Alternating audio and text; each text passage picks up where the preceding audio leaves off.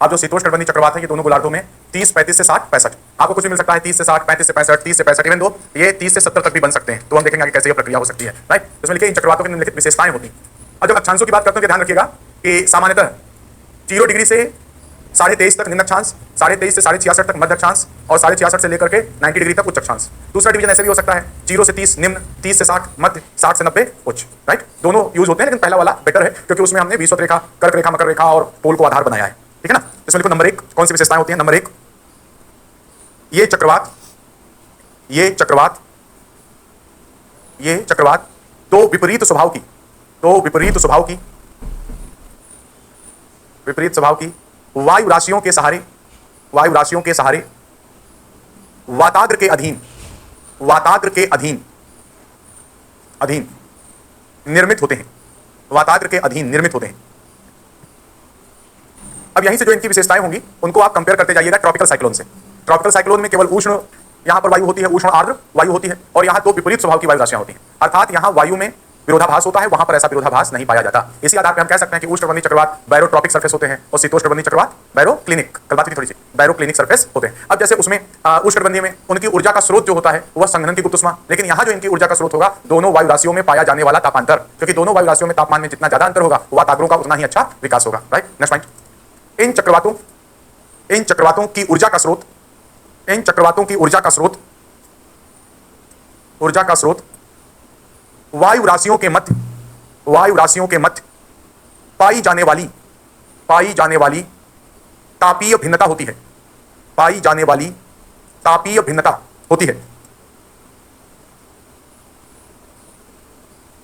Next point, ये चक्रवात गोलाकार,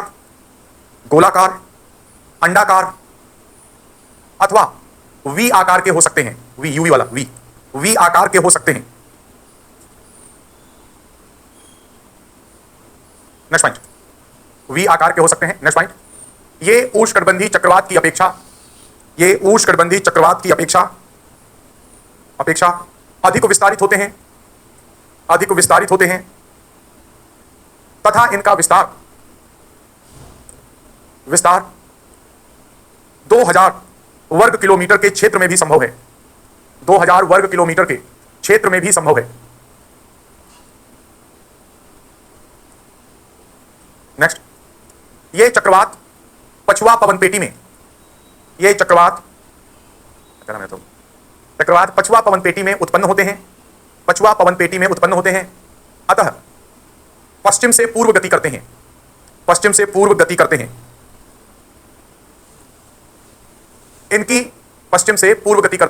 इनकी औसत गति 32 किलोमीटर से 48 किलोमीटर प्रति घंटे तक हो सकती है। 32 किलोमीटर प्रति घंटे से लेकर 48 किलोमीटर प्रति घंटे तक हो सकती है। नेक्स्ट पॉइंट, ये स्थल तथा जल मतलब महाद्वीप और महासागर, ये स्थल तथा जल दोनों सतहों पर उत्पन्न हो सकते हैं। नेक्स्ट, ग्रीष्मकाल की तुलना में इनका शीतकाल में अच्छा विकास होता है। मतलब ये साल भर बन सकते हैं। शीतकाल में अच्छा विकास होता है। नेक्स्ट पॉइंट, इनके केंद्रीय निम्न वायुदाब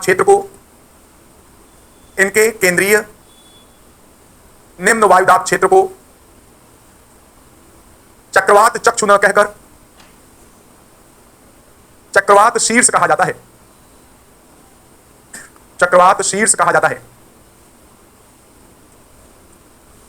नेक्स्ट पॉइंट, ये चक्रवात प्रायः विनाशकारी नहीं होते हैं।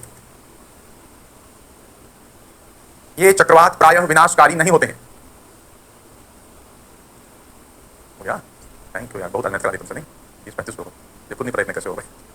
Thank you. ये इनकी क्या हो गई विशेषताएं। राइट, फिर लिखो शीतोष्णकटिबंधीय चक्रवातों का जीवन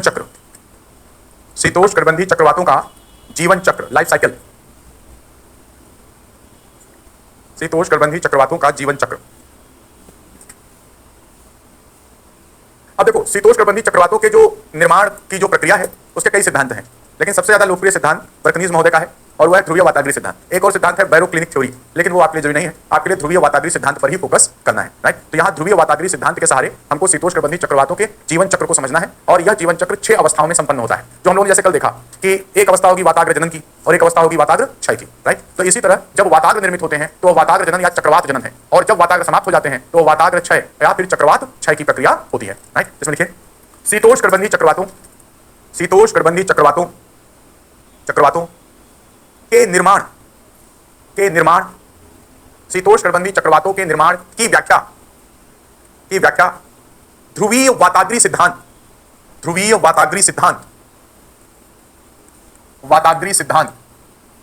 के द्वारा की जाती है, जिसमें इन चक्रवातों के जीवन की निम्नलिखित 6 अवस्थाएं होती हैं, 6 स्टेजेस, निम्नलिखित 6 अवस्थाएं होती हैं।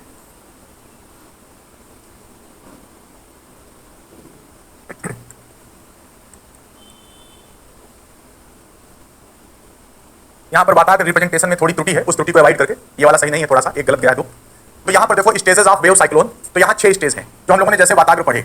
सबसे पहली अवस्था होगी अचर वाताग्र की, राइट, जिसमें कि 2 विपरीत स्वभाव की पवनें एक वाताग्र के सहारे एक दूसरे के समानांतर आएंगी। फिर उसके बाद जो पवनें होंगी, जो वायु राशियां होंगी, वो एक दूसरे के क्षेत्र में प्रवेश करने का प्रयास करेंगी। जैसे ही एक दूसरे के क्षेत्र में प्रवेश करने का प्रयास करेंगी तो ठंडी हवा ऊपर से नीचे आएगी और गर्म हवा नीचे से ऊपर जाएगी, तो वैसे ही वाताग्र में लहर का क्या हो जाएगा, निर्माण हो जाएगा। फिर हम इसे तरंग वाताग्र या तरंग चक्रवात कह सकते हैं, हम इसे चक्रवात की बाल्यावस्था भी कह सकते हैं, चाइल्डहुड है इसका, राइट।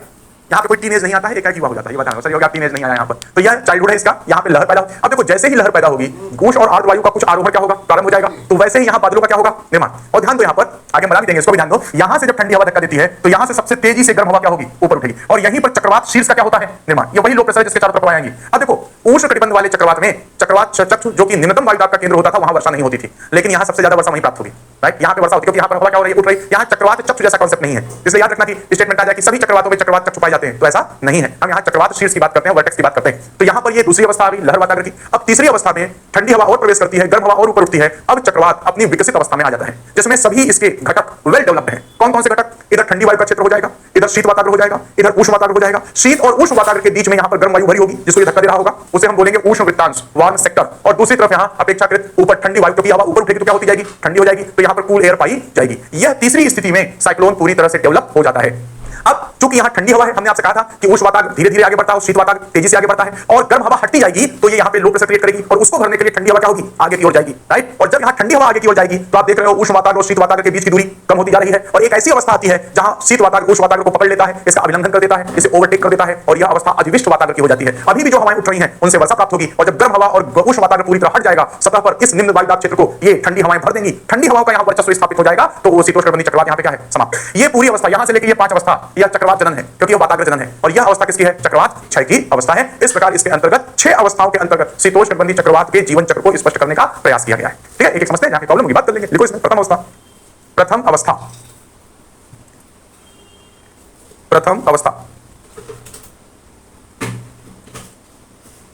इसमें लिखिए यह अवस्था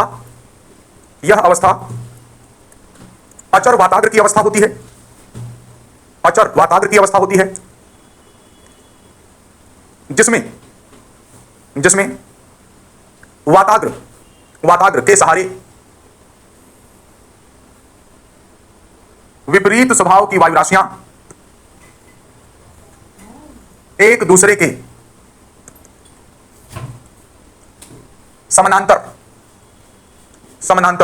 प्रवाहित होती हैं, तो 2 वायु राशियों का अभिसरण हुआ और ये एक दूसरे के समानांतर वाताग्र के सहारे पाई जा रही हैं। ये सिंपल सा डायग्राम बना लो। अब देखो वाताग्र रेखीय हो या जरूरी नहीं है, वाताग्र में चूंकि लंबाई चौड़ाई गहराई होगी, इसलिए मैं इसे डबल उससे शो कर रहा हूं। त्रिविमीय स्ट्रक्चर है, ये 3 डायमेंशनल स्ट्रक्चर है, और बड़ा विस्तार होता है इसका, एक लाइन की तरह नहीं होगा। वाताग्र प्रदेश जैसे क्षेत्र का निर्माण होता है प्राय। यहां सिंपल लिख सकते हो सीपी, केवल एक बार लिख दो काम चल जाएगा आगे के लिए। सीपी और एमटी, सीपी कॉन्टिनेंटल पोलर, यह क्या होगी, यह ठंडी और शुष्क होगी, ठंडी और शुष्क, और एमटी क्या है, उष्ण और आर्द्र। एम है मरीन है यहां पर, तो उष्ण और आर्द्र।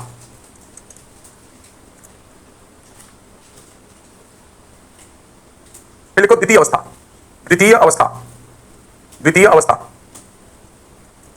इस अवस्था में, इस अवस्था में वायु राशियां, वायु राशियां एक दूसरे के क्षेत्र में, एक दूसरे के क्षेत्र में प्रवेश करती हैं, एक दूसरे के क्षेत्र में प्रवेश करती हैं, जिससे, जिससे वाताग्र में लहर उत्पन्न हो जाती है, वाताग्र में लहर उत्पन्न हो जाती है। इसे तरंग वाताग्र, तरंग वाताग्र या तरंग चक्रवात की अवस्था कहते हैं।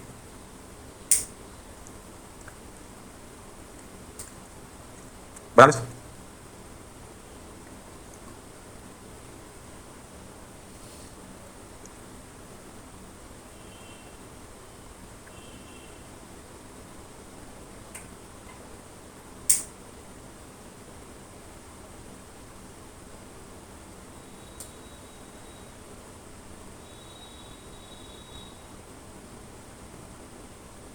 अभी ध्यान रखना, ये हवा नीचे उतर रही है, राइट, और इसके उतरने के कारण ये क्या हो रही है, ऊपर की ओर चढ़ रही है। अब ये प्रारंभिक हलचल है बिल्कुल। अब इसमें कुछ न कुछ गर्म वायु का क्या होगा, आरोहण होगा। तो अब मेघ निर्माण और वर्षा की दशाएं निर्मित हो जाएगी। अब कुछ वर्षा यहां पर हमें प्राप्त हो सकती है, जो हवा उठी है, कंडेंस हो गई है, तो उससे हमें वर्षा, और यही क्षेत्र एक लो प्रेशर के रूप में, लोवेस्ट प्रेशर यहीं पाया जाएगा, क्योंकि सबसे तेज हवा का आरोहण कहां होगा, इसी क्षेत्र में जो यहां पर है, क्योंकि यहीं पर सबसे तेज इसको धक्का देगा क्या, शीत वातावरण, ठंडी हवा यहीं पर सबसे तेज धक्का देगी। इसी के पास वाले क्षेत्र में हवा क्या है, सबसे तेजी से ऊपर उठेगी, तो ये लोवेस्ट प्रेशर का क्षेत्र होगा। यही चक्रवात के शीर्ष के रूप में क्या है, अब विकसित हो गया है, राइट। इसी नीचे लिखो, इस स्थिति में, इस स्थिति में उष्ण आर्द्र वायु के आरोहण से, उष्ण आर्द्र वायु के आरोहण से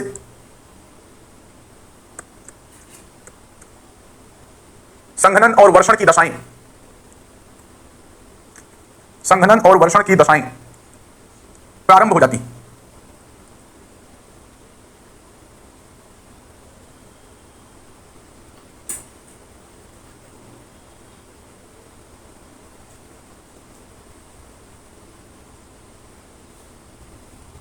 अब यहां पे ध्यान दो थोड़ा, ये वाली हवा और तेजी से नीचे जाएगी, दो, ये वाली हवा और तेजी से नीचे जाएगी, तो यहां पर और प्रेशर पड़ेगा, तो ये वाला हिस्सा क्या होगा, दबेगा, और ये इसको ऊपर उठाएगी, तो यहां पर यह अपलिफ्टमेंट होगा, राइट। यह ऐसी स्थिति है जहां अब साइक्लोन वेल डेवलप्ड कंडीशन में है, यह साइक्लोन की अवस्था मिल गई है इसको, और यहां पर हवा इस तरह से आ रही होगी, यह ठंडी वायु है, और इधर से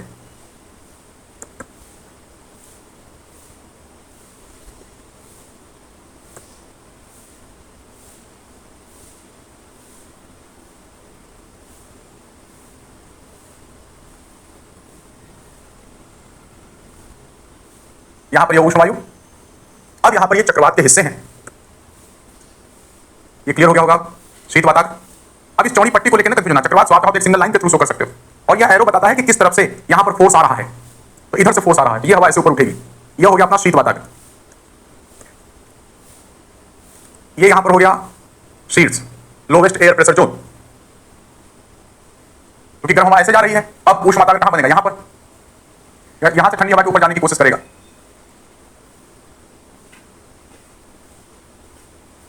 तो अब यहां पर इसके सभी क्षेत्र डेवलप हो गए। ये हो गया शीत वातावरण,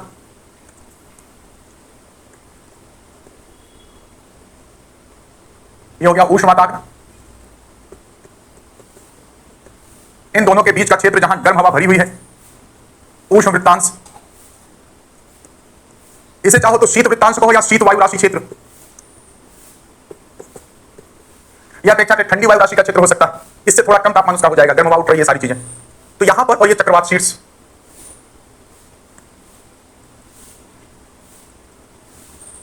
यह चक्रवात शीर्ष,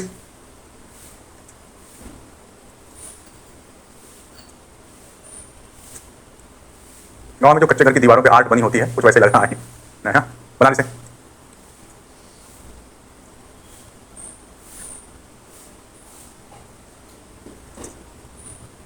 हाँ प्लीज, क्या बात, दोनों कौन सी हवाएं, नहीं ठंडी ज्यादा प्रभावी होती है, ठंडी का बल ज्यादा लगता है,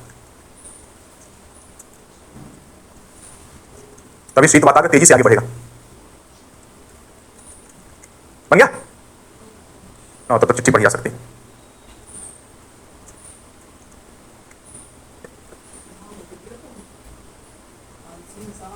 मैंने गलत जानकारी मिली है भाई। देखा, अज्ञात स्रोतों की स्रोत ही अज्ञात तो मिली कैसे तुमको? खैर, अज्ञात स्रोतों जानकारी मिली है, जल्दी ज्योग्राफी की क्लास लोग भी जाए नहीं, ऐसा नहीं, ऐसा नहीं। अपने स्रोतों से कहो कि अपने आप को सही करें।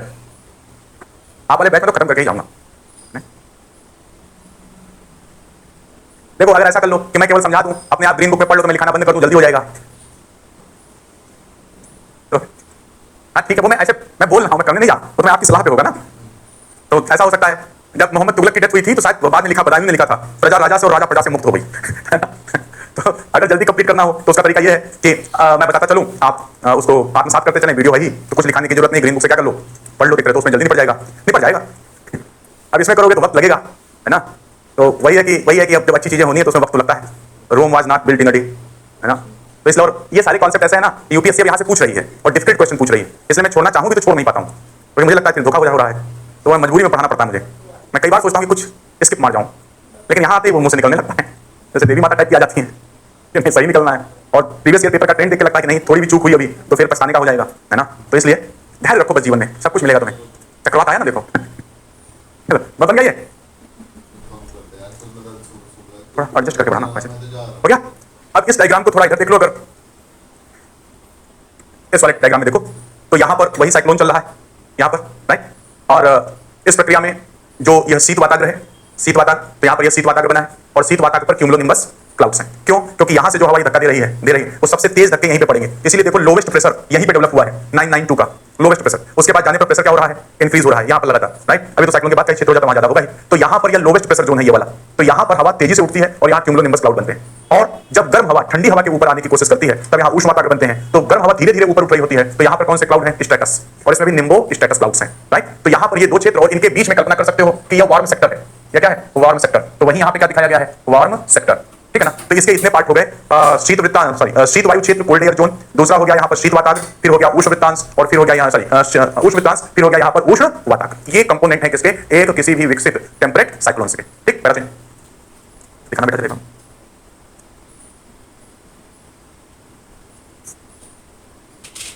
तृतीय अवस्था नहीं दिखाई थी क्या, द्वितीय के बाद दिया था, किसी के साथ नीचे लिखो तृतीय अवस्था, थर्ड स्टेज, थर्ड स्टेज के साथ डायग्राम जाएगा, तृतीय अवस्था, थर्ड स्टेज,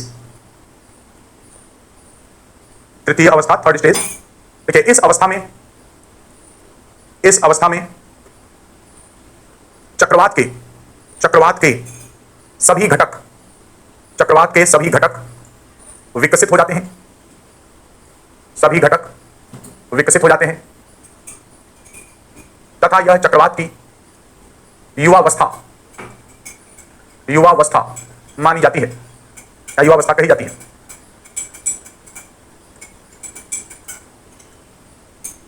इसमें चक्रवात के विभिन्न भागों में निम्नलिखित दशाएं होती हैं, निम्नलिखित दशाएं होती हैं।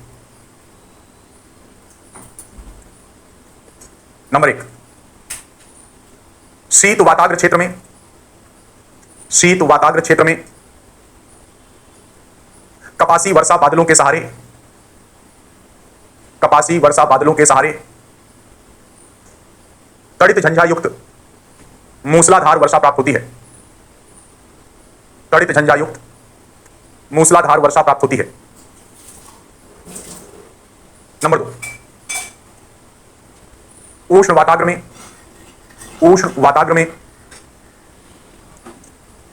वर्षा स्तरीय बादलों के सहारे विस्तृत क्षेत्र में लंबे समय तक मध्यम से तीव्र वर्षा, यहां लाइट लिखा है उस पर ध्यान मत देना, मध्यम से तीव्र वर्षा प्राप्त होती है। नंबर 3, शीत वाताग्र और उष्ण वाताग्र के मध्य का क्षेत्र, शीत वाताग्र और उष्ण वाताग्र के मध्य का क्षेत्र उष्ण वृत्तांश कहलाता है, उष्ण वृत्तांश, वार्म सेक्टर उष्ण वृत्तांश कहलाता है, जहां मौसम साफ होता है, क्योंकि इस क्षेत्र में हवा उठ रही होती है, संघनित नहीं हुई होती, इसलिए बादल नहीं बने होते। जहां मौसम साफ होता है, जब हवा कंडेंस होगी तब जाके बादल बनेंगे, तब मौसमी दशाएं बिगड़ेंगी। यहां अभी तो हवा क्या है, उठ रही है, फिर ऊपर जाके उठेगी तो यहां बादलों का क्या करेगी, निर्माण। तो यहां सामान्यतः मौसम साफ। अगर थोड़ा बहुत आर्द्रता कभी ज्यादा हो तो हल्की फुल्की फुहारें पड़ जाए तो नहीं कहा जा सकता, नहीं तो यह साफ मौसम क्षेत्र होता है। तो उसी तरह यहां पर डायग्राम में दोनों जगह आप बादल बना सकते हो। कहां गए आज? अब यहां पर आप ये क्लाउड डेवलप कर सकते हो, चित्र के साथ बना दोगे तो एग्जामिनर को समझना थोड़ा आसान हो जाएगा।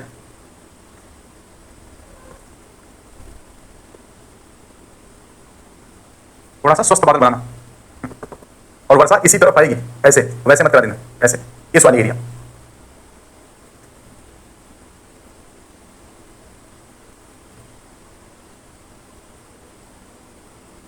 ये कपासी वर्षा, और वो ऊपर तक उठा सकते हो इसको, और ये वो इसी तरफ, क्योंकि इधर कंडेंस नहीं हुई है, इसी वाले क्षेत्र में कंडेंस हुई तो यही वर्षा हुई जहां कंडेंस हुई। क्योंकि क्लाउड यहां से उठ के बनते हैं, सारे क्लाउड ये आएंगे ना यहां पर। ये हो गई तृतीय अवस्था। फिर लिखो चतुर्थ अवस्था। अब इसके बाद वर्षा की मात्रा में कमी आएगी, राइट। वर्षा अधिविष्ट वातावरण तक होती रहेगी, किंतु अब वर्षा की मात्रा में कमी आएगी, क्योंकि अब यह आगे बढ़ता जाएगा, इन हवाओं में कमी होती जाएगी, तो मेघ निर्माण वगैरह की प्रक्रिया थोड़ा सप्रेस हो जाएगी। फिर लिखो चतुर्थ अवस्था, फोर्थ स्टेज। इस अवस्था में शीत वाताद्र की गति अधिक होने के कारण, शीत वाताद्र की गति अधिक होने के कारण शीत वाताद्र उष्ण वाताद्र के, शीत वाताद्र उष्ण वाताद्र के समीप आ जाता है, तथा उष्ण वृत्तांश के क्षेत्र में, उष्ण वृत्तांश के क्षेत्र में कमी आती है, उष्ण वृत्तांश के क्षेत्र में कमी आती है।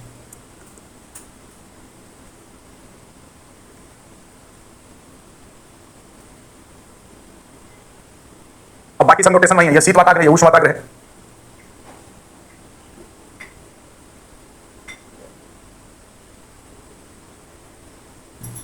शीत वाताग्र क्यों ताकतवर है? क्योंकि यहां की हवा ठंडी और भारी है, वो तेजी से नीचे उतरती है, आगे बढ़ती है, भारी होने के कारण।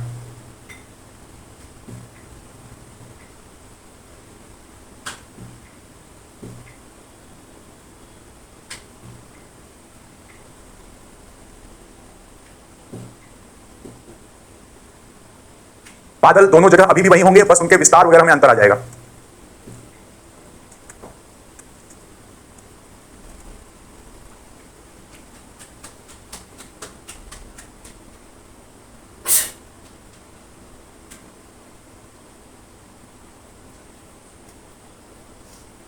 फिर लिखो पांचवी अवस्था। मन लगा के चित्र बनाते हो, बनाते हो तो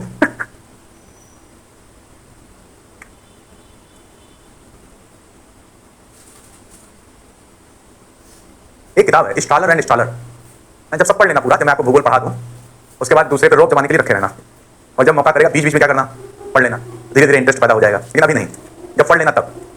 शानदार किताब है स्टालर एंड स्टालर, और उसमें डायग्राम वगैरह बहुत शानदार दिए हैं। अपने हिंदी वाली किताब में दिक्कत है, चित्र ऐसे दे दें कि मतलब देखने में मन न करे, ये सबसे बड़ी चुनौती है। अगर हमारी किताबें, जो अपने पास ज्योग्राफी में बड़े अच्छे प्रोफेसर, राजस्थान में ज्योग्राफी के बहुत अच्छे प्रोफेसर हैं, बीएचयू में प्रोफेसर हैं, एयू में उतने अच्छे नहीं रहे, लेकिन किताबें ज्यादा एयू से ही आती हैं, है ना। इलाहाबाद यूनिवर्सिटी, प्रयागराज यूनिवर्सिटी हुई कि नहीं हुई ये नहीं पता, अभी इलाहाबाद की होगी उम्मीद है। तो है बहुत अच्छे ऑथर, लिखी है डीएस लाल ने, बहुत अच्छी किताब लिखी है, लेकिन उसमें चित्र इतने गंदे हैं कि उनको देखने के बाद इंटरेस्ट डेवलप नहीं होता। अगर वही डायग्राम अच्छे हो जाएं और एक्सप्लेन अच्छा हो जाए तो मतलब बहुत अच्छी किताबें हैं वो। तो विदेशी किताबों में स्टालर और स्टालर ऐसी अच्छी किताब है जिसके डायग्राम वगैरह, प्रेजेंटेशन वगैरह बहुत सब। हम लोगों की एक पीढ़ी, जो हम लोग जिस उम्र में है उसमें टीचर की एक पीढ़ी वही किताब पढ़ते हुए सीखी है। एक्चुअली हम लोग की जो पहली किताब रही वो स्टालर एंड स्टालर ही रही, तो वो बहुत शानदार किताब है। अब तो उसका स्वरूप बदल गया, थोड़ा सा पतली हो गई है, नहीं तो पहले 2 वॉल्यूम में आया करती थी। अभी नहीं पढ़ना, जब हम सब पढ़ा लें तब पढ़ना। तो ये हो गया यहाँ पर चतुर्थ अवस्था। फिर लिखिए पांचवी अवस्था, पांचवी अवस्था, फिफ्थ स्टेज। देखिए इस अवस्था को अधिविष्ट वाताग्र की अवस्था कहते हैं, अधिविष्ट वाताग्र की अवस्था कहते हैं, अधिविष्ट वाताग्र की अवस्था कहते हैं। शीत वाताग्र उष्ण वाताग्र का अभिलंघन कर लेता है, ओवरटेक, और उसे पकड़ लेता है। वाताग्र का अभिलंघन, ब्रैकेट में लिख सकते हो, ओवरटेक का अभिलंघन कर लेता है, तथा यहां से चक्रवात के अवसान की स्थिति प्रारंभ होती है। यह अंतिम वाताग्रह जो यहां बना होगा, चक्रवात के अवसान की स्थिति प्रारंभ होती है।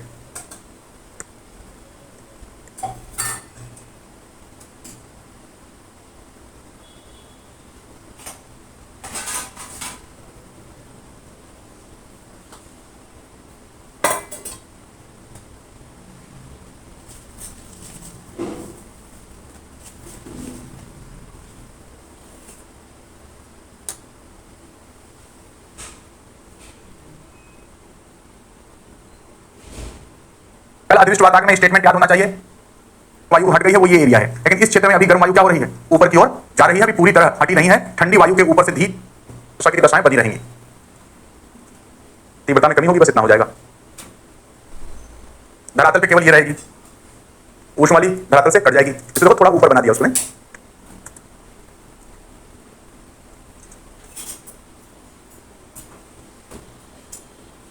यहां प्रयोग करने के साधन नहीं है, यूपीएससी वैसे प्रयोग नहीं किया था क्लास में, लेकिन अगर एक तरफ ठंडा पानी हो, उसमें आपने अगर मान लो ब्लू कलर डाला है और दूसरी तरफ गर्म पानी हो, रेड कलर डाला हो, और उसके बीच में एक स्लाइड लगी हो, अगर वो स्लाइड आप धीरे से हटा लें तो आप देखेंगे धीरे धीरे दोनों कलर एक दूसरे की तरफ चलेंगे और समय के साथ ब्लू कलर नीचे आ जाएगा और रेड कलर क्या है ऊपर आ जाएगा। बहुत हलचल नहीं करनी है पानी में, नहीं तो मिक्स हो जाएगा, धीरे से हटा लेना है। तो ठंडा पानी भारी होने के कारण नीचे बैठेगा और गर्म पानी क्या होगा ऊपर आता चला जाएगा, और यही अवस्था अधिविष्ट वाताग्र की अवस्था होगी। अब चूंकि हवा नहीं है तो बाहर नहीं जाएगा, हवा होती है धीरे धीरे वहां से हट जाती है और नीचे की ओर क्या हो जाएगा ठंडा, और ठंडी हवा आ जाएगी। तो यह अधिविष्ट वाताग्र की अवस्था। फिर लिखिए छठी अवस्था,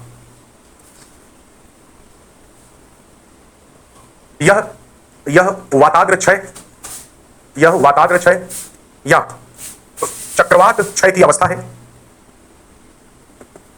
वाताग्र क्षय या चक्रवात क्षय की अवस्था है, जहां सतह पर केवल ठंडी वायु का विस्तार होता है, उष्ण वायु पूर्णतः आरोहित हो चुकी होती है, तथा वाताग्र की दशाएं समाप्त हो जाती हैं।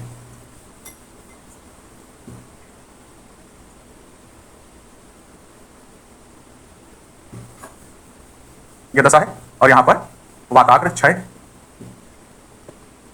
अवलित चक्रवात क्षय, यही लो प्रेशर था, इसके आगे अभी हवा नीचे बैठ जाएंगी पूरी तरह, बशर्ते दोबारा कोई वायु राशि ना आ जाए तब तक।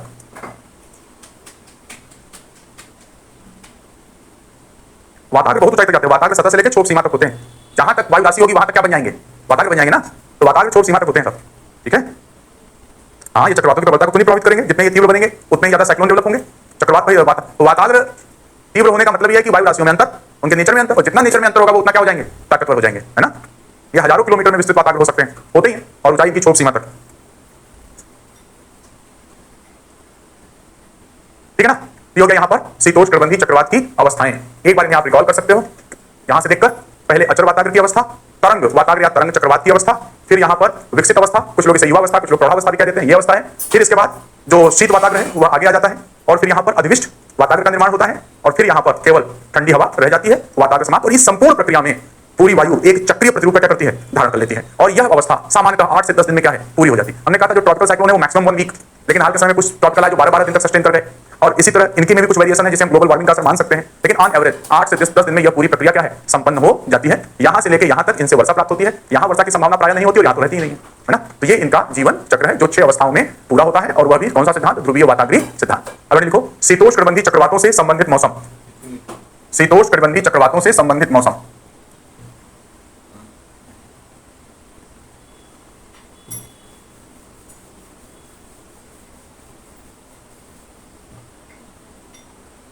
बनाना मत, बस समझने के लिए।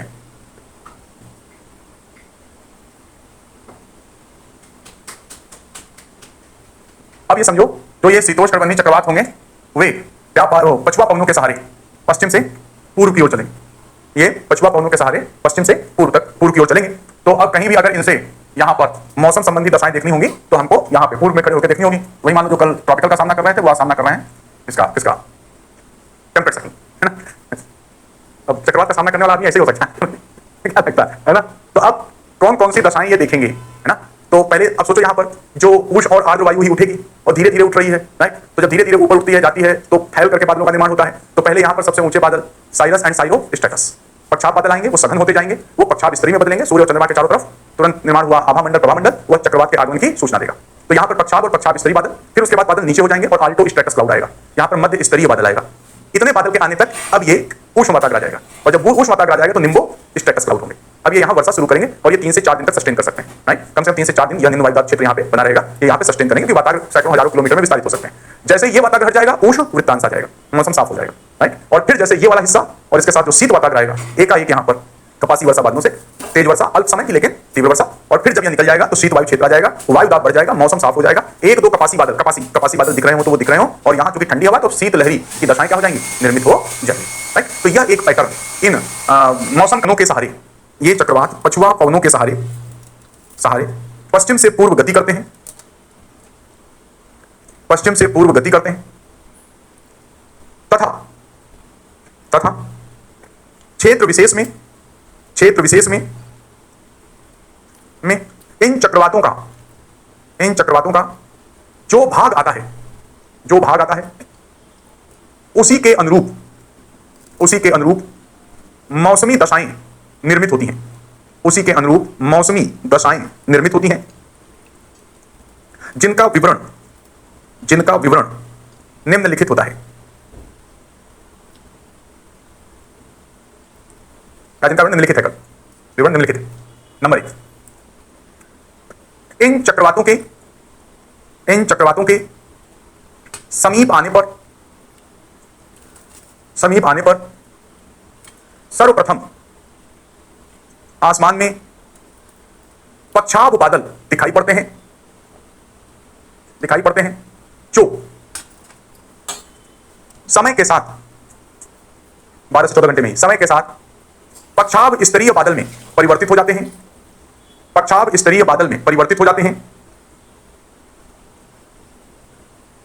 हैं, तथा इनसे सूर्य तथा चंद्रमा के चारों ओर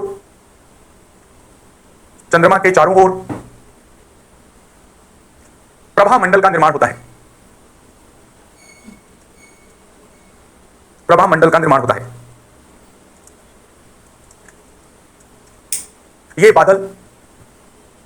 ये बादल मध्य स्तरीय बादलों में परिवर्तित हो जाते हैं। 3 काम यहां पे होगा, ये बादल मध्य स्तरीय बादलों में परिवर्तित हो जाते हैं।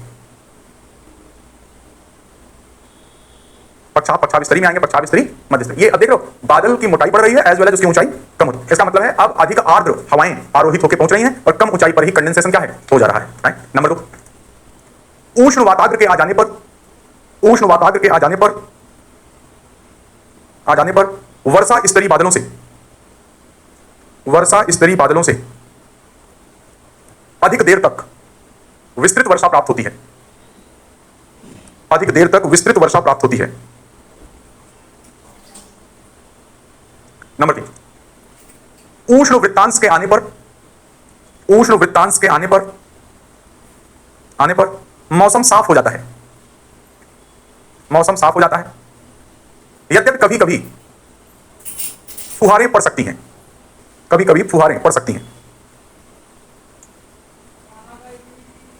नेक्स्ट पॉइंट,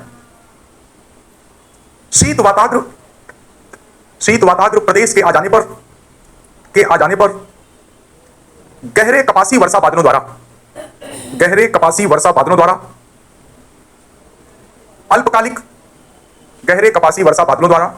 अल्पकालिक मूसलाधार तड़ित झंझायुक्त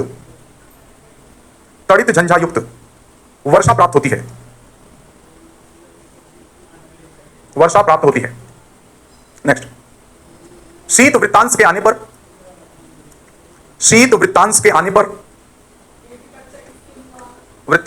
पर मौसम साफ हो जाता है, किंतु ठंडी वायु राशि के कारण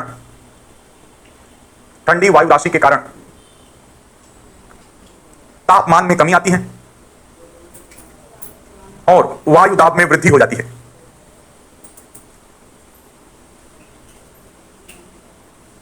फुल स्टॉप। ये इस तरह आ रहा और वो थोड़ा नीचे खड़े हो तब, है ना, सारा हिस्सा इनके ऊपर से क्या होगा, गुजरेगा, राइट। तो जो क्षेत्र इस शीर्ष के थोड़ा दक्षिण की तरफ होगा वहां से ये सारा हिस्सा गुजरेगा। अब कई बार इनका मूड बदल जाता है और ये कई बार उल्टे हो जाते हैं, उल्टे वी के आकार का क्षेत्रीय प्रभाव कहीं पड़ता है ना, तो थोड़ा बहुत फिर चेंजेस संभव होते हैं। नहीं तो सामान्य रूप में यही दशाएं आपको प्राप्त होती है। यूपीएससी आपसे यही पूछेगा।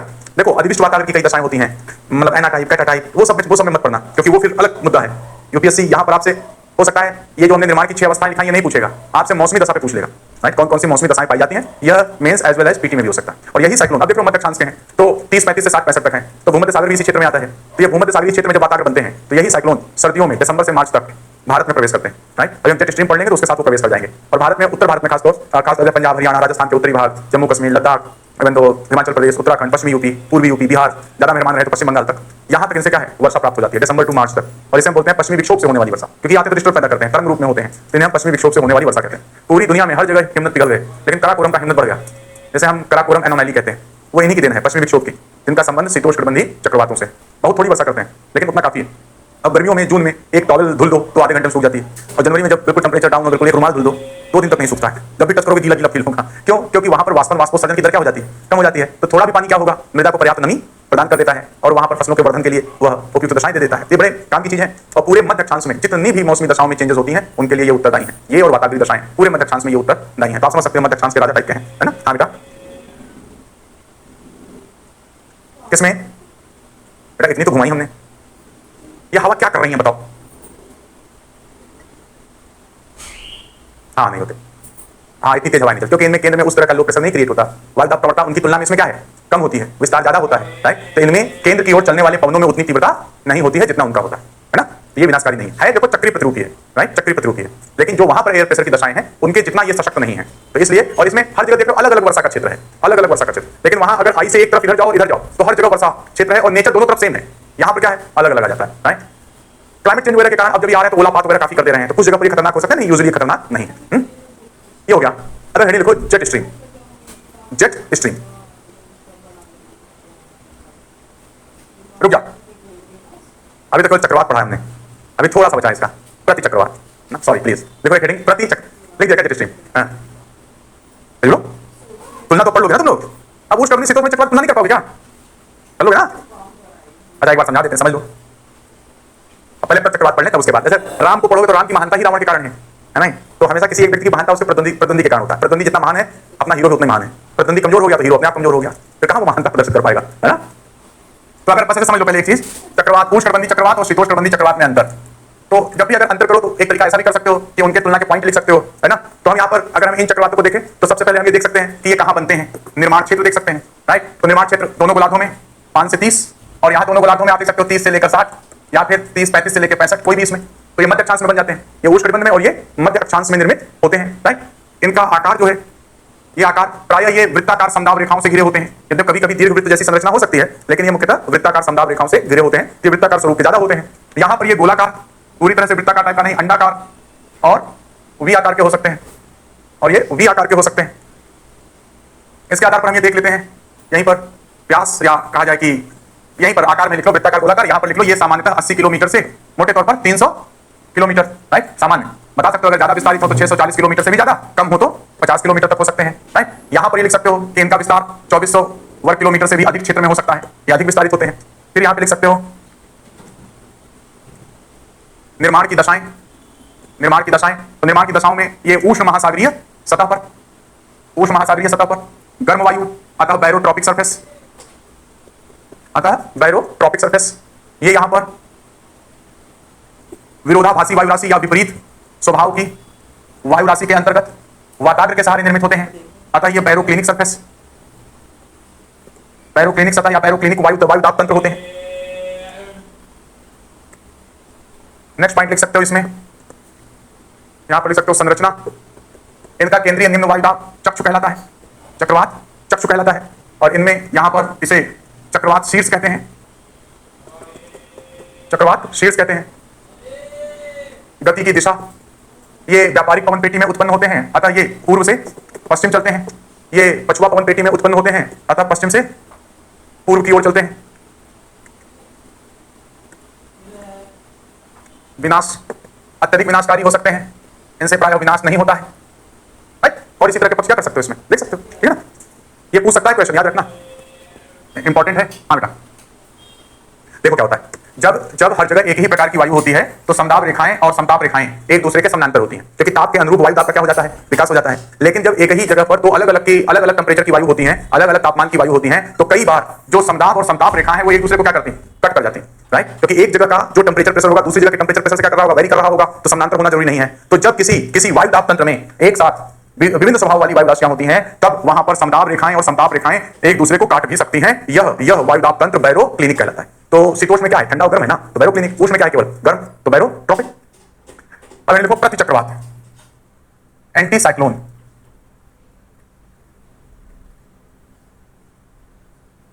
ताप लहरी, प्राथमिक पवन। बेटा प्राथमिक पवन हमने पवनों का क्लासिफिकेशन लिख रहा था क्या, चलो आगे करा दूंगा, राइट। हमने बताया होगा कि पवनों को 3 भागों में बांटा जाता है, मतलब लिखा था, प्राथमिक पवने, द्वितीय पवने और तृतीय पवने। प्राथमिक पवनों में कौन कौन, व्यापारिक, पछुआ, ध्रुवीय पूर्वा, जो अभी जेट पढ़ेंगे वो भी प्राथमिक पवनों में। द्वितीय पवनों में मानसून, चक्रवात और प्रति चक्रवात। तृतीय पवनों के अंतर्गत यहाँ पर स्थानीय पवने, सामायिक पवने और यहाँ पर परिवर्तन या असामायिक पवने, राइट। ये हमने लिखा है, तो यही प्राथमिक पवने। ताप लहरी आ जाएगा।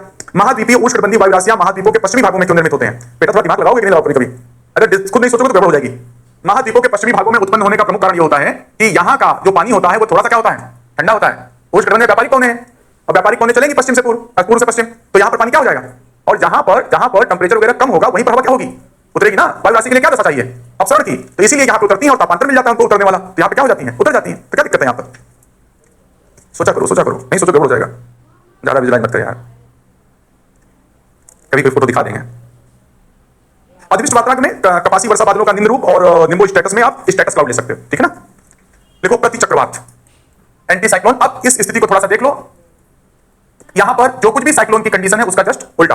यहां पर क्या हो जाएगा, यहां पर हाई प्रेशर और इसको घेरे हुए संकेंद्रीय समदाब रेखाएं होंगी, और यहां पर वायु दाब केंद्र से परिधि की ओर क्रमशः कम होता चला जाएगा, राइट। अब एक जगह से डायग्राम फिर से कर लें, अगर यहां हाई प्रेशर और यहां पर लो प्रेशर है तो यहां पर क्या होगा, यहां पर वायु दाब प्रवणता बल हाई से लो की तरफ लंबवत लगेगा, और फिर कोरियोलिस बल उत्तरी गोलार्ध में इसके क्या लग जाएगा, दाहिने लग जाएगा।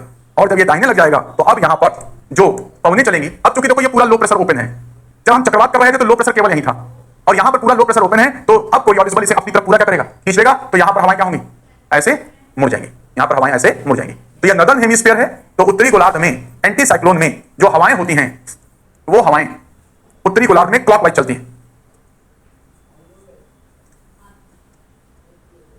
ये हो गया उत्तरी गोलार्ध, और अगर हम इसे दक्षिणी गोलार्ध में देखें तो इसका उल्टा हो जाएगा।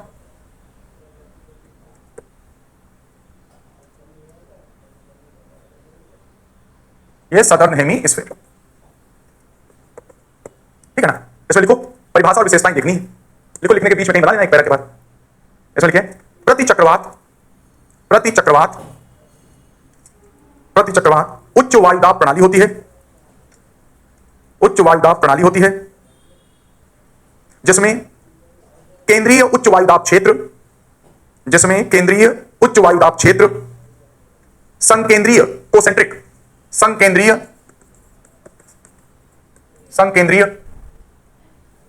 समदाब रेखाओं द्वारा घिरा होता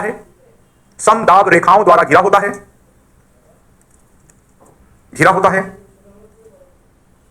जिसमें केंद्र से परिधि की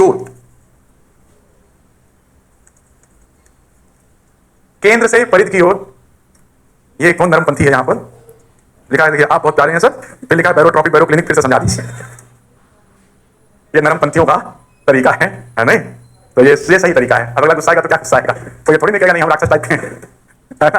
चलो आगे समझा देंगे। देखो क्या लिखा बेटा, समदाब रेखाओं द्वारा घिरा होता है जिसमें केंद्र से परिधि की ओर वायु दाब में कमी आती है,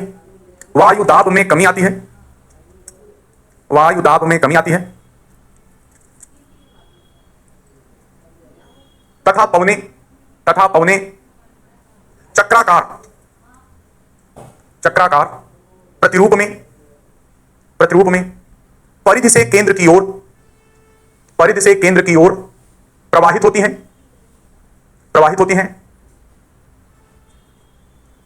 ओहो सॉरी यार, थैंक यू, अभी चक्रवात से बाहर नहीं निकले, नहीं, जिसमें पवने चक्राकार केंद्र से परिधि की ओर, सॉरी प्लीज टिक कर लो, थैंक यू। जिसमें पवने केंद्र से परिधि की ओर चक्राकार रूप में केंद्र से परिधि की ओर कोरियोलिस बल प्रवाहित होती हैं, जिनकी दिशा जिनकी दिशा कोरियोलिस बल और फेरल के नियमानुसार उत्तरी गोलार्ध में दक्षिणावर्त क्लॉकवाइज दक्षिणावर्त तथा दक्षिणी गोलार्ध में वामावर्त होती है। दक्षिणी गोलार्ध में वामावर्त होती है। अब फिर से सुन लो, देख लो। इसमें है कि यह ऐसे वायुदाब केंद्र होते हैं जिसमें केंद्र में उच्च वायुदाब तथा परिधि की ओर वायुदाब में क्रमशः कमी आती है तथा पवनें चक्राकार रूप में केंद्र से परिधि की ओर प्रवाहित होती हैं, जिनकी दिशा कोरियोलिस बल और फेरल के नियमानुसार उत्तरी गोलार्ध में दक्षिणावर्त क्लॉकवाइज और दक्षिणी गोलार्ध में वामावर्त होती है। सेंटेंस देख लो सारा, है ना। ये डायग्राम बना लो कहीं पे, इसके नीचे। इसके ऊपर बनना तो कोई दिक्कत नहीं, नीचे बन गया तो और अच्छा है।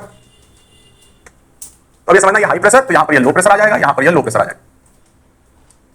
हाई प्रेशर यहां पर 1013 से ज्यादा हो जाता है, 1020 1023 MB तक यहां पर बनता है और वायुदाब प्रवणता इनमें कम होती है, 2-3 की ही पाई जाती है।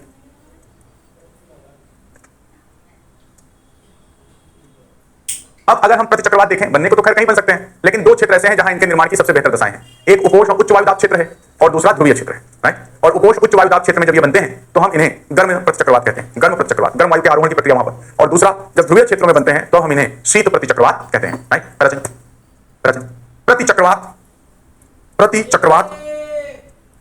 प्रतिचक्रवात दो प्रकार के हो सकते हैं। प्रतिचक्रवात दो प्रकार के हो सकते हैं। जिन प्रतिचक्रवात दो प्रकार के हो सकते हैं, जिन प्रतिचक्रवातों की उत्पत्ति ध्रुवीय, ब्रैकेट में आर्कटिक भी लिख सकते हो, ध्रुवीय क्षेत्र में होती है,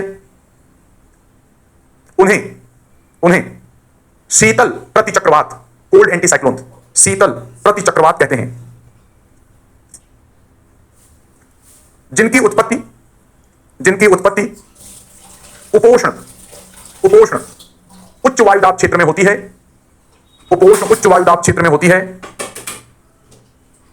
उन्हें गर्म प्रतिचक्रवात कहा जाता है।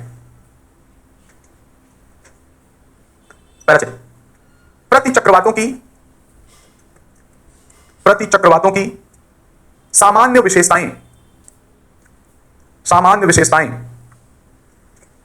निम्नलिखित होती हैं। नंबर 1, इनका आकार प्रायः गोल होता है।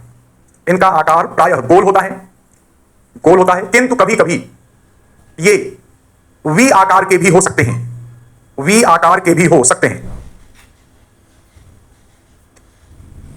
नेक्स्ट, इनमें दाब प्रवणता कम होती है, अर्थात केंद्र से बाहर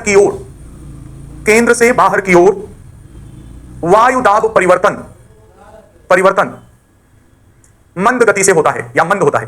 वायु दाब परिवर्तन मंद होता है। नेक्स्ट,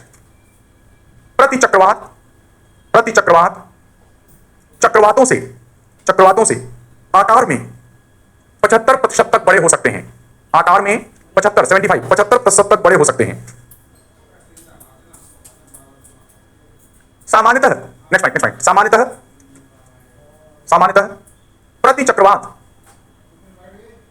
चक्रवातों के पीछे चलते हैं, अर्थात ये चक्रवातों में वायु आपूर्ति के लिए भी महत्वपूर्ण होते हैं। अगर हम मोटे तौर पे देख लें, मान लो ये हाई प्रेशर है, ऐसे भी समझ सकते हैं, और यहां पर बना दें। अभी आगे दिख रहा होगा आपको, कुछ भी फर्क नहीं पड़ता बनने से, मतलब ये एंटी क्लॉकवाइज और ये क्लॉकवाइज, राइट। तो अब ये वाली हवा यहां से हो सकती है, क्योंकि यहां का जो हाई प्रेशर है उसकी तुलना में ये वाला लो भी हाई हो सकता है। तो ये वाली जो हवा है वो क्या हो सकती है, ये इसे सप्लाई कर सकते हैं, राइट।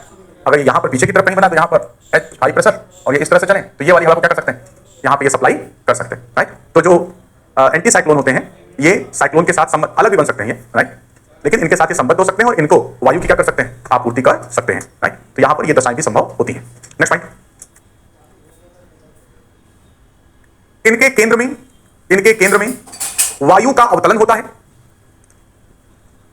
वायु का अवतलन होता है, जिससे ये साफ मौसम से संबंधित होते हैं और वर्षा के प्रतिकूल दशाएं बनती हैं।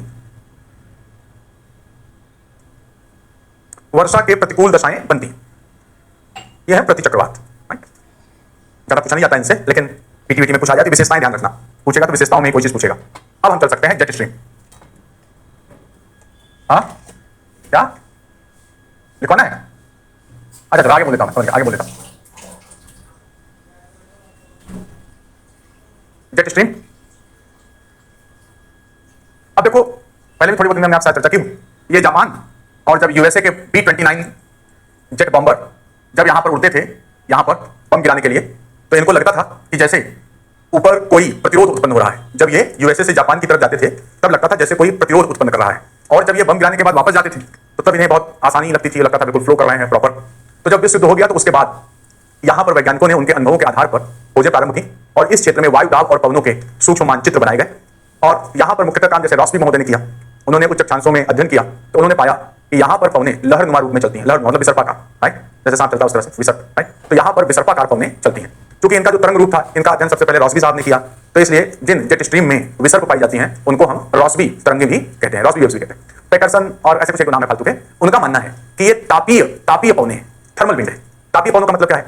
तापीय पवनों का मतलब है कि यहां पर पृथ्वी पर विषुवत रेखीय क्षेत्र और ध्रुवीय क्षेत्र में तापमान में अंतर होता है, तो नीचे के अक्षांशों में हीट इकट्ठा हो जाती है और ऊंचे के अक्षांशों में हीट कम होती है। ऐसे समझो, अगर मान लो यहां पर हम इक्वेटर पे खड़े हैं और ये लगभग 30 डिग्री के आसपास का क्षेत्र ले लो और ये पोल ले लो, इतना का, और ये यहां पर छोप सीमा समझ रहे हैं, यहां नीचे और कम से ऊपर। अब यहां की हवा गर्म होगी ना, तो यहां की हवा गर्म होगी तो क्या होगी? ऊपर उठेगी, तो ऊपर उठेगी तो यहां पर छोप सीमा की ऊंचाई क्या मिल जाती है? ज्यादा मिल जाती है। इसकी तुलना में यहां पर हवा कम उठेगी और यहां पर हवा सबसे कम उठेगी।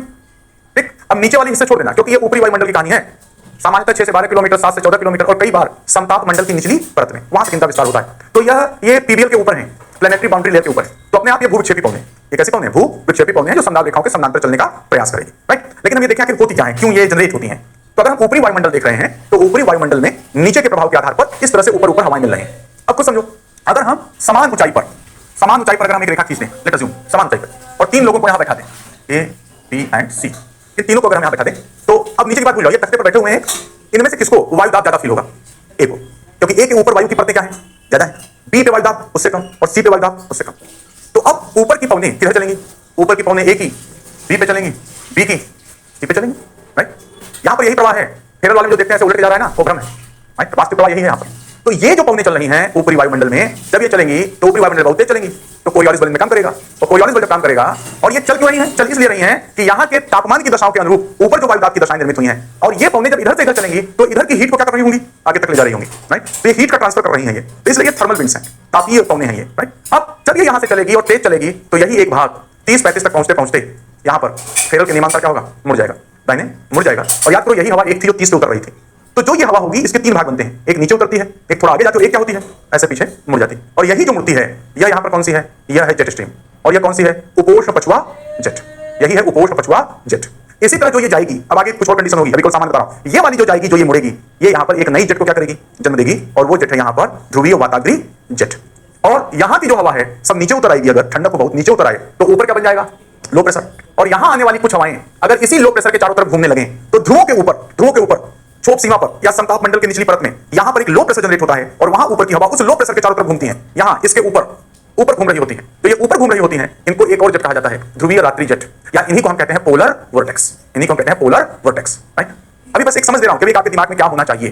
तो यहां पर जो जेट स्ट्रीम है ये ऊपरी क्षोभ मंडल में 6 से 12 किलोमीटर या 7 से 14 किलोमीटर की ऊंचाई तक प्रवाहित होने वाली भूविक्षेपी विसर्पाकार पवनें हैं। भूविक्षेपी विसर्पाकार, विसर्प क्यों है आगे देखेंगे। वैसे भी नॉर्मली है कि जो पवन चल सकती है या तो वो क्षैतिज चले या तो फिर लहरा के चले, और अगर वो हीट जा रही है तो हीट तो वेव के रूप में ही जाएगी ना, तो हीट जो जाएगी वेव के रूप में तो बिल्कुल सीधे कैसे हो सकती है। लेकिन हम देखेंगे और क्या प्रक्रिया है जो इनमें लहर को क्या करती है? पैदा करती है। तो यहाँ जेट स्ट्रीम में जो हमको पढ़ना है, यहाँ पर पीटी में क्वेश्चन पूछा जाता है, मेंस में अब तक पूछा नहीं गया, लेकिन इसके एप्लीकेशन बहुत है। तो पहले यहाँ पर हमें इसकी पढ़नी होगी परिभाषा, फिर इसके बाद पढ़नी होगी इनकी विशेषताएं, फिर पढ़ना होगा इनका प्रकार, और फिर पढ़ना होगा इनका प्रभाव। हाल के समय में इनके प्रभाव बहुत दिखाई पड़े हैं, भारत के मानसून पर भी इनका प्रभाव पड़ता है, परिभाषा, विशेषताएं, प्रकार। प्रकार में दो ध्यान रखना, यहां पर पहले से ही देख लें। एक स्थायी जेट होती हैं, परमानेंट जेट, और एक होती है अस्थायी जेट। परमानेंट जेट जो है वो 3 जेट हैं। एक है उपोष्ण पछुआ जेट, दूसरा है ध्रुवीय वाताग्री जेट, फिर है ध्रुवीय रात्रि जेट। स्थायी जेट में दो हैं, है तो और भी, लेकिन दो से अपना काम चलेगा। उष्ण कटिबंधीय पूर्वा जेट, बाकी ऊपर की तीनों पछुआ हैं। ये जो इस अस्थायी है उष्ण कटिबंधीय पूर्वा जेट, और एक है यहां पर फिंडलैटर जेट। फिंडलैटर, सोमाली जेट भी लिख सकते हो। फिंडलैटर साहब ने इसका अध्ययन किया था, क्योंकि भारतीय मानसून के लिए थोड़ा जरूरी है, तो इसलिए हमको थोड़ा सा देखना पड़ेगा। जेट का वर्गीकरण आपके दिमाग में होना चाहिए।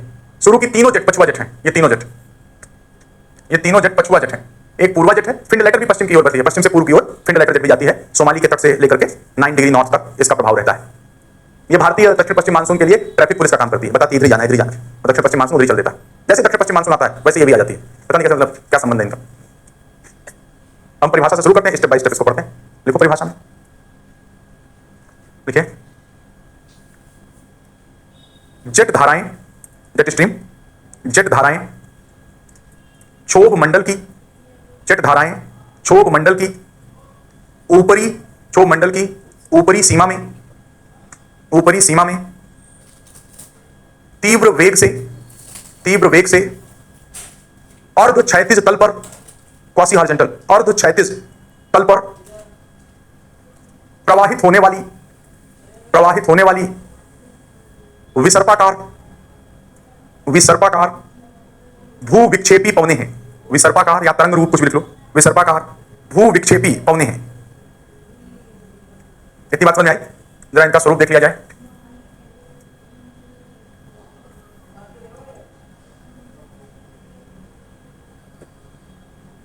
पहले अगर ये देखें यहां पर, तो ये लहर के रूप में चल रही है, राइट? लहर के ऐसे लहर के रूप में चलती, और वही 6 से 12 या 7 से 14।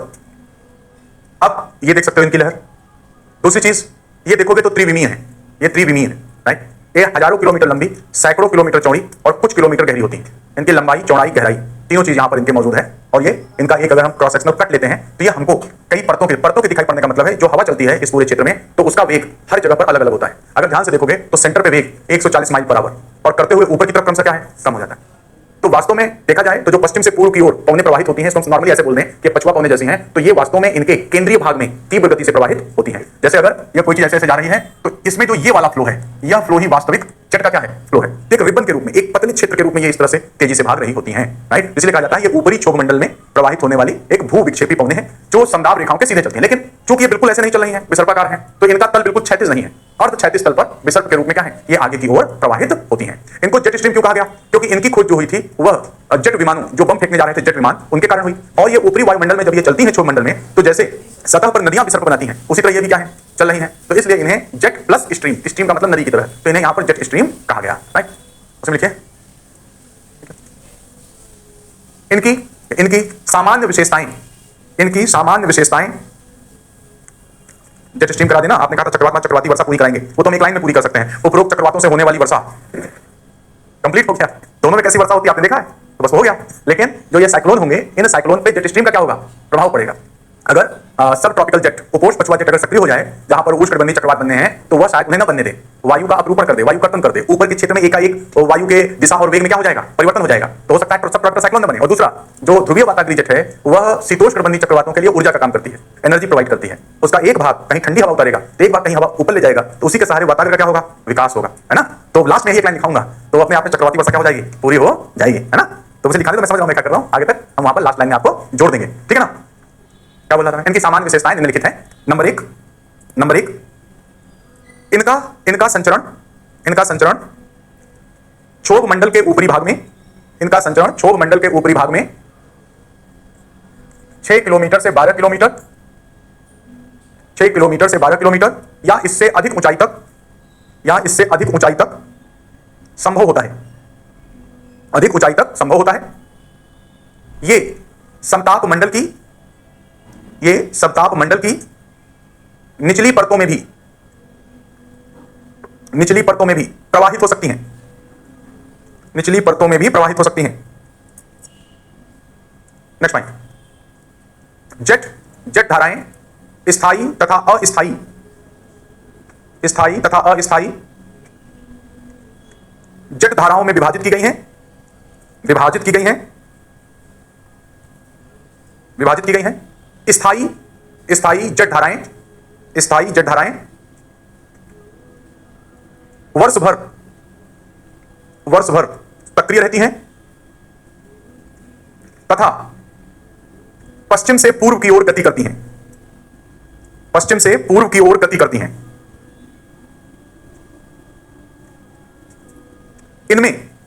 इनमें ऋतुओं के आधार पर तीव्रता में कमी आ सकती है तथा इनकी अक्षांशीय स्थिति और ऊंचाई में परिवर्तन हो सकता है, ऊंचाई में परिवर्तन हो सकता है। शीतकाल में ये विषुवत रेखा की ओर तथा ग्रीष्मकाल में ध्रुवों की ओर, उत्तरी गोलार्ध की उत्तरी ध्रुव, दक्षिण गोलार्ध दक्षिण ध्रुव, ध्रुवों की ओर विस्थापित होती हैं।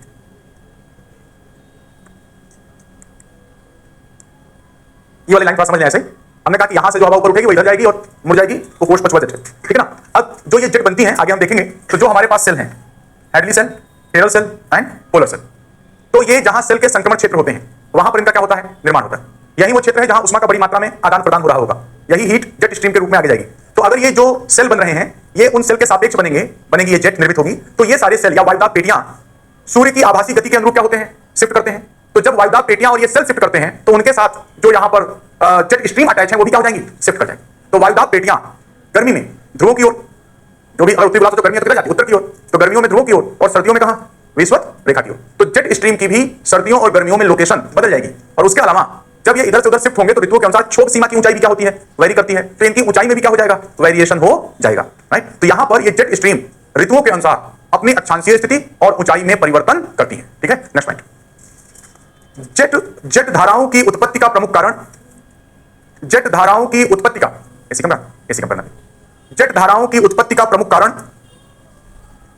विषुवत रेखीय और ध्रुवीय क्षेत्र, विषुवत रेखीय और ध्रुवीय क्षेत्र के मध्य पाया जाने वाला, विषुवत रेखीय और ध्रुवीय क्षेत्र के मध्य पाया जाने वाला तापांतर है, पाया जाने वाला तापांतर है। जेट धाराएं वास्तव में तापीय पवने हैं, तापीय पवने हैं जो उष्मा स्थानांतरण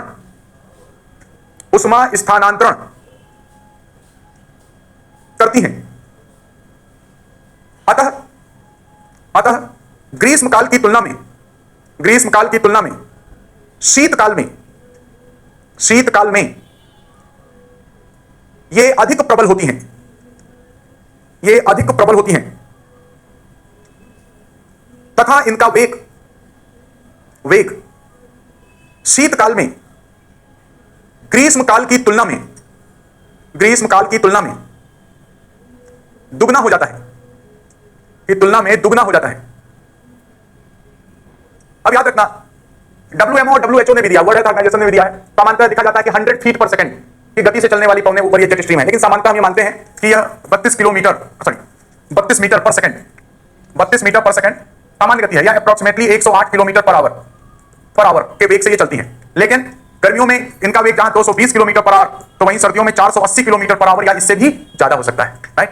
तो इनका सामान्य वेग जो माना जाता है वह 32 मीटर पर सेकंड माना जाता है, लेकिन इनका वेग 220 से लेकर 480 किलोमीटर या इससे भी ज्यादा हो सकता है। नेक्स्ट पॉइंट, इनका सामान्य वेग 32 मीटर प्रति सेकंड माना जाता है, किंतु इनका वेग 220 किलोमीटर पर आवर से लेकर 480 किलोमीटर पर आवर या इससे अधिक हो सकता है, या इससे अधिक हो सकता है। ये इनकी यहां पर कुछ विशेषताएं हैं। अब 32 मीटर पर सेकंड समझ लो एक न्यूनतम वेग के रूप में है यह एक, राइट, इससे आगे बढ़ती नहीं है। अब आगे लिखो जेट धाराओं के प्रकार, जेट धाराओं के प्रकार।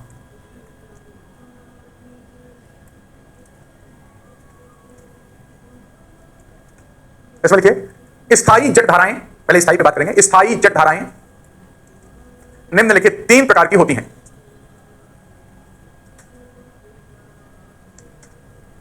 नंबर 1 हेडिंग दे दो, उपोष्ण पछुआ जेट।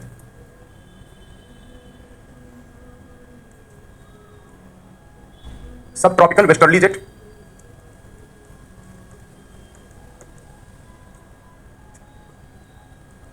और यहां ब्रैकेट में लिख सकते हो, नहीं सामने भी लिख सकते हो, 30 डिग्री से 40 डिग्री दोनों गोलार्धों में।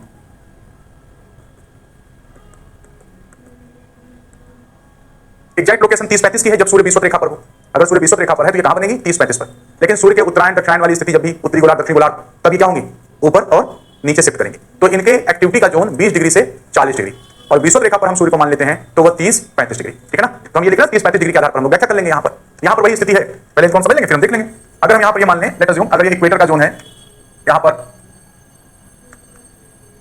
ऐसे समझो थोड़ा सा, 0 डिग्री से यह 30 डिग्री का अगर हिस्सा है, यहां 0 पे ही बना हुआ है, यहां पर मान लो एक सेल बना हुआ है, इसी पे सब कुछ घूम रहा है, और दूसरा सेल यहां पर डेवलप हो जाता है 30 से 60 के बीच। अगर हम यहां तक ले आते हैं, ये 60 डिग्री,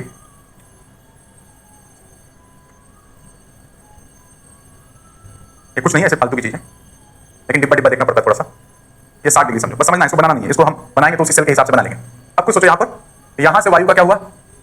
इक्वेटर है ना, राइट, तो यहां से वायु का आरोहण हुआ, छोप सीमा तक पहुंची, और फिर क्या हुई? पहली, राइट। अब जब ये फैल रही है, इधर ठंडी हो रही है, तो इसके 2-3 पक्ष हैं। एक पक्ष है कि ये एक हवा आकर क्या होगी, इसका एक पार्ट नीचे उतरेगा, और एक भाग इधर क्या होगा? ऐसे आएगा, और एक भाग यहां पर कोरियोलिस फोर्स के सहारे क्या होगा?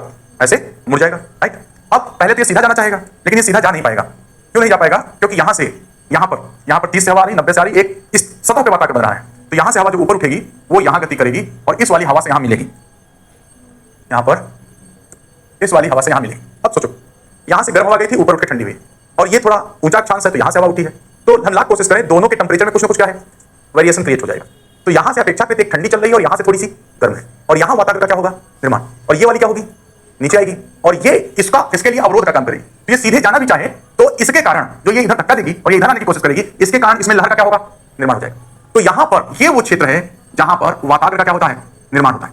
यहां सतह पर वातावरण नहीं है, जहां पर फेरल सेल और हेडली सेल जहां ऊपर मिल रही हैं, वहां पर दोनों तरफ की आने वाली हवाएं मिल रही हैं। इधर की हवा तुलनात्मक रूप में थोड़ा ठंडी है, ये गर्म है, तो ये ऑलरेडी, ये वाली जो हवा जा रही थी ऑलरेडी इधर ये मुड़ रही थी, लेकिन जब ये वाली हवा इसके साथ आई है तो इसने इसके उत्थान को कुछ क्या किया है? तीव्र किया है, और यहां पर ये नीचे बैठ रही है, ये उठने की कोशिश कर रही है, लेकिन ये वाली हवा इसे धक्का दे रही है और ये जाने की कोशिश कर रही है, और इसी स्थिति में अर्थ के रोटेशन के साथ ये वाली पूरी हवा क्या है? घूमती चली जा रही है। क्योंकि इन दोनों में तापमान का बड़ा अंतर नहीं है, तो यहां पर एक दूसरे के क्षेत्र में प्रवेश इतना ज्यादा नहीं हो पा रहा है, इसलिए यहां वातावरण बहुत ज्यादा विकसित नहीं है। यहां तरंग बहुत ज्यादा नहीं है कि इस क्षेत्र में चला जाए या इस क्षेत्र में चला जाए। तो वास्तव में देखा जाए कि जो उपोष्ण पछुआ जेट का निर्माण होता है, वह हाइड्रोली सेल और फेरल सेल के संक्रमण क्षेत्र में ऊपरी क्षोभ मंडल में निर्मित होने वाले वातावरण का क्या है? परिणाम है। और यहीं से जो एक्स्ट्रा हीट रिलीज हो रही है, वह हीट अर्थ के रोटेशन के सहारे चारों तरफ क्या है? जा रही है, राइट। वैसे यह बनेगा 30-35 पर, लेकिन जब वायुदाब पेटियां उत्तर की ओर, तो यह हिस्सा क्या होगा? उत्तर की ओर शिफ्ट हो जाएगा, और यह हिस्सा क्या होगा? तो सर्दियों में तो दक्षिण की ओर यह शिफ्ट हो जाएगा। कुछ आइडिया मिला? हल्का फुल्का अभी लिख लेते हैं, फिर देख लेंगे, ठीक है ना। देखो इसमें फिर हम एक सिंगल डायग्राम बनाएंगे, तो आपके समझाने के लिए था, ये डिब्बा इससे समझ में आ जाए कि यहां से ऊपर उड़ गया, ये हो गया। नहीं तो एक वही डायग्राम बनाएंगे जो भी देखेंगे, या इसको ऐसे एक डायग्राम और देख लो, ये डायग्राम यहां से देखो, यहां से हवा ऐसे उठी, ये वाली हवा ऐसे गई है यहां, और ये वाली हवा क्या चली जा रही है? इस तरफ चली जा रही है। यही क्या है? इन दोनों के बीच निर्मित होने वाली सब ट्रॉपिकल जेट, यहां पर ये सब ट्रॉपिकल जेट यहां पर जा रही है। अब सोचिए 30-35 वाली है लहर इसमें हल्की फुल्की तो बनती है, क्यों? क्योंकि यहां से जो इधर वाली हवा गई थी उसने इसको इधर ठेला है, ये ऊपर उठने की कोशिश कर रही है, राइट, फिर ये इधर इसको ठेल देती है, तो यहां कुछ ना कुछ लहर क्या है? जनरेट है। और जब यही जेट चलती है तो जहां इसका ये वाला हिस्सा उतरेगा वहां सतह पर प्रेशर को क्या कर देगा? हाई कर देगा। तुलनात्मक रूप में सोचो ये छत कहीं पे नीचे हो रही हो, ये एक नीचे आ जाए, तो जो लोग बैठे हैं वो क्या करेंगे? नीचे की ओर झुकेंगे, और नीचे की ओर झुकेंगे तो कुर्सी पर प्रेशर क्या होगा? बढ़ जाएगा ना, राइट। अगर यही आए छत मेरे ऊपर ऐसे घूमते हो तो हम ऐसे झुकेंगे, और अगर ये ऊपर जाता है ऐसे खड़ा हो जाएगा, हाँ ठीक है सब, राइट। तो वही एयर है, जहां पर ये उतरेगा इसमें उतना स्पष्ट नहीं जितना दूरी वातावरण होगा, जहां पर ये उतरेगा तो सतह की हवा को उठने नहीं देगा, और यहां पर सतह की वायु अपेक्षाकृत क्या होगी? ऊपर उठ जाएगी, तो तुलनात्मक रूप में क्या हो जाएगा? यहाँ लो प्रेशर, और जहां इस जेट का ये वाला हिस्सा उतरेगा वहां पर किसका निर्माण होगा, है ना, क्योंकि वहां पर दशाएं यही बनाए रखेगा, ये जाते जाते बार जाते जाते, और ये दशाएं वहां बनी रहेंगी, तो मरुस्थलीय दशा में पश्चिम से पूर्व की ओर आता है, और खासतौर पर जब महासागरों और इससे क्रॉस होता है तो यहाँ ताप की भिन्नता ज्यादा होती है, तो इसलिए यहाँ पर इसका ये हिस्सा डेवलप होने के चांस ज्यादा होते हैं। तो है तो ये ऊपर की पवने, लेकिन इनका प्रभाव सतह की मौसमी दशाओं पर पड़ता है। इस जेट धारा का निर्माण, इस जेट धारा का निर्माण, इस जेट धारा का निर्माण हैडली हैडली तथा फेरल, हैडली तथा फेरल कोशिकाओं के संक्रमण क्षेत्र में, कोशिकाओं के संक्रमण क्षेत्र में ऊपरी क्षोभ मंडल में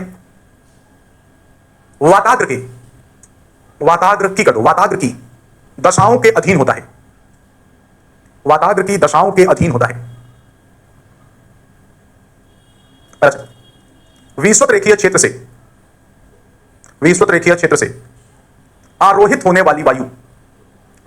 वाली वायु क्षोभ सीमा में पहुंचकर ध्रुवों की ओर गति करती है, यह उपोष्ण कटिबंधों तक पहुंचते ठंडी होने लगती है, नहीं तक पहुंचते कोरियोलिस बल के अधीन दाहिने मुड़कर क्षैतिज प्रवाह में ठंडी होने लगती है, तथा इसका एक भाग पृथ्वी के घूर्णन के अधीन पश्चिम से पूर्व प्रवाहित होता है। घूर्णन के अधीन इसका एक भाग पृथ्वी के घूर्णन के अधीन पश्चिम से पूर्व प्रवाहित होता है, इसे ही उपोष्ण पछुआ जेट कहा जाता है।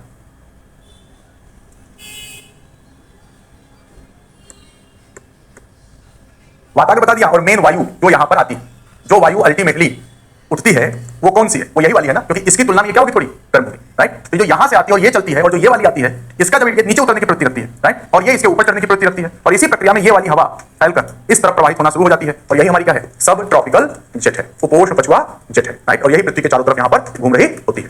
बाकी कल करते हैं, है ना, कल जेट कंप्लीट कर लेंगे, तो फिर उसके बाद वर्षा पैटर्न वगैरह देख लेंगे, और कल मैप है क्या, कल ऐसा करेंगे, पहले जेट कंप्लीट करेंगे फिर मैप करेंगे, है ना, जेट कंप्लीट कर लेंगे, ठीक है ना, जैसे मंडे को सीधा कर लेंगे, तो कल जेट कंप्लीट करने के बाद मैप करेंगे।